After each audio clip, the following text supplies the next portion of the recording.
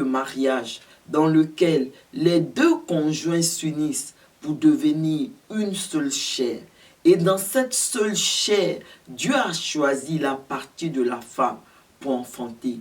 En d'autres mots, lorsque le couple désire se reproduire ou se multiplier, c'est la partie de la femme qui produit l'enfantement.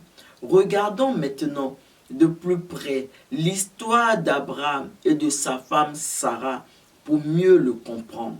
Lisons ensemble Ésaïe 51, le verset 2. Portez les regards sur Abraham, votre père, et sur Sarah, qui vous a enfanté. Car lui seul, je l'ai appelé, je l'ai béni et multiplié. Amen. Le prophète Ésaïe nous explique dans ce verset que Dieu a appelé Abraham seul.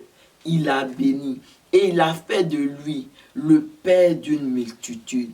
Mais regardez, c'est Sarah, la femme d'Abraham, l'être semblable que Dieu lui-même a formé pour Abraham. C'est elle qui va enfanter cette postérité nombreuse. De façon concrète, Sarah va d'abord enfanter Isaac. Puis, en Isaac, Abraham va recevoir toute cette postérité nombreuse conformément à la prophétie. Hébreux 11, verset 18. Et à qui il avait été dit, en Isaac sera nommé pour toi une postérité. Amen. De même, Dieu a appelé son fils Jésus seul pour être le père d'une multitude de nations. Mais tout comme avec Abraham, Dieu lui forme une épouse, l'Église. Et j'aime bien la notion de former un corps que Jésus utilise pour traduire l'œuvre de son Père dans sa vie. Hébreux 10, le verset 5.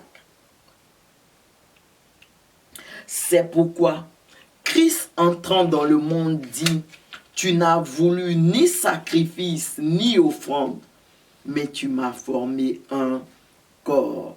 Amen. Jésus nous explique dans ce verset que son Père ne lui a pas simplement donné une épouse, mais il lui a formé une épouse capable de l'aider à accomplir sa mission. Et cette épouse, Jésus la présente comme son propre corps.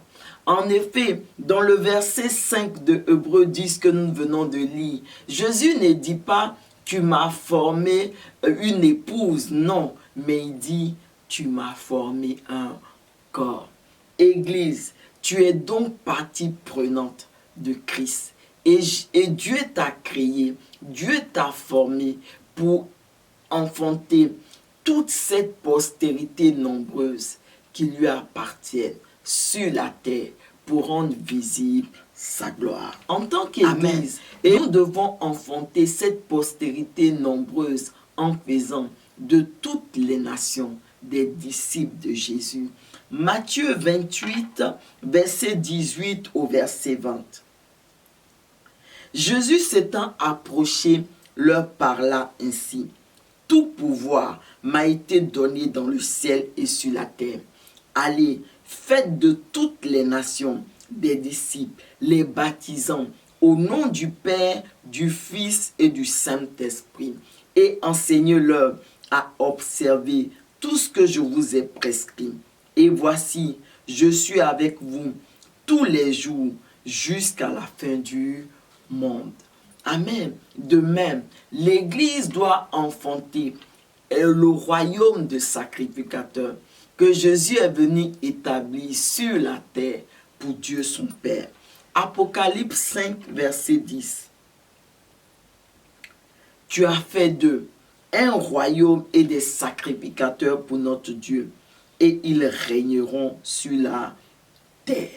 Et c'est pour annoncer, déjà dans l'ancienne alliance, ce royaume de sacrificateurs pour Dieu, que l'Église doit enfanter sur la terre, que Léa, la femme de Jacob, va elle-même enfanter Lévi, qui va former plus tard la tribu des sacrificateurs, et Judas, qui va lui former la tribu des rois dans le peuple de Dieu.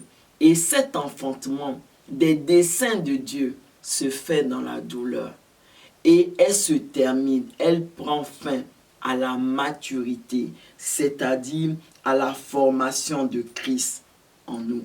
Galates 4, verset 19.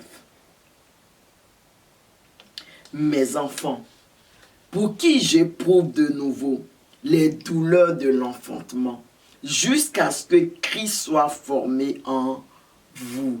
Amen. Toutes ces femmes, Sarah, Anne, la maman de Samuel, Élisabeth, la mère de Jean le Baptiste, Marie, la mère de notre Seigneur Jésus, et l'Église elle-même, et bien d'autres femmes encore qui ont enfanté dans la Bible les desseins de Dieu, l'ont fait par la puissance du Saint-Esprit. Luc 1, le verset 35. L'ange lui répondit, le Saint-Esprit viendra sur toi, et la puissance du Très-Haut te couvrira de son ombre. C'est pourquoi le Saint-Enfant qui naîtra de toi sera appelé Fils de Dieu. On peut également lire Acte 1, verset 8.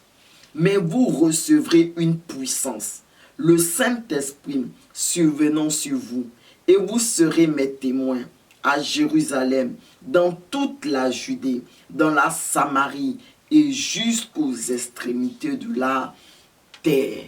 Amen. L'exemple de Sarah est un puissant encouragement pour chaque enfant de Dieu, car il nous enseigne que notre capacité d'enfanter ne dépend pas de notre âge, ni de notre situation, ni de notre environnement difficile, mais dépend de la toute-puissance de Dieu, car c'est lui notre capacité.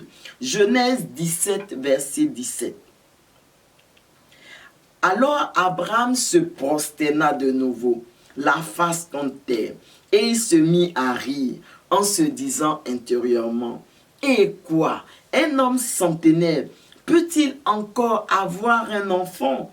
Et Sarah, une femme de 90 ans, peut-elle donner naissance à un enfant? » Amen. Je réponds oui. Oui, une femme de 90 ans peut enfanter les desseins de Dieu. Et c'est ce que nous a montré l'histoire d'Abraham et de sa femme Sarah.